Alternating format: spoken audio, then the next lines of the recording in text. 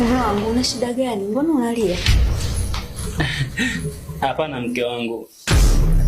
Nimerudi hapa nyumbani nikakuta nyumba ipo yenyewe tu. Ikanikumbusha mbali kipindi ambapo ulikuwa haupo. Nilikuwa mpweke sana. Hivi, yani unajua sielewi eh? Shemeji.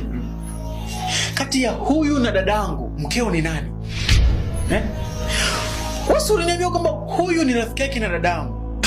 Sasa hii mke mme imekaaje hii? Unaweza kunielekeza labda? Mume wangu, huyu anaongelea nini? Ina maana kuna mwanamke mwingine ulikuwa unaishi naye hapa?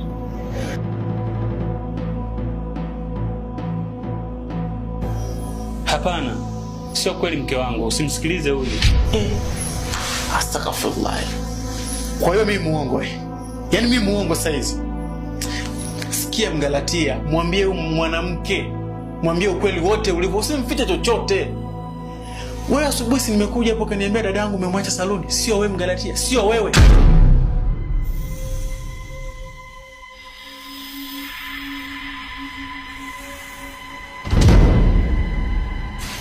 Astaghfirullah.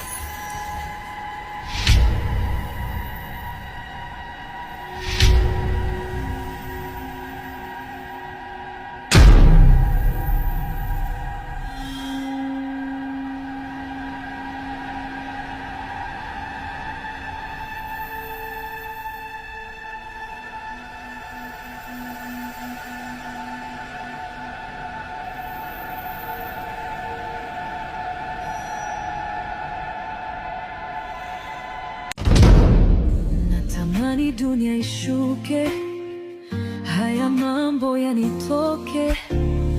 Moyo wangu umechoka, siwezi kuvumilia.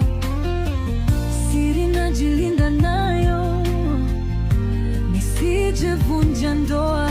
Mke wangu anahitaji mapenzi, lakini mawazo yameniteka.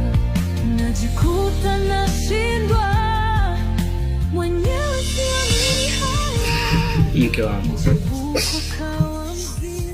najua wajua ni jinsi gani nakupenda. Umeona mara ngapi naumia kwa ajili yako. Yote najitolea ili mradi nikuone na furaha. Sitopenda furaha yako ipotee kwa ajili ya kitu ambacho hakina maana. Tafadhali mke wangu, hebu tuyaache na tufanye vitu vya maana.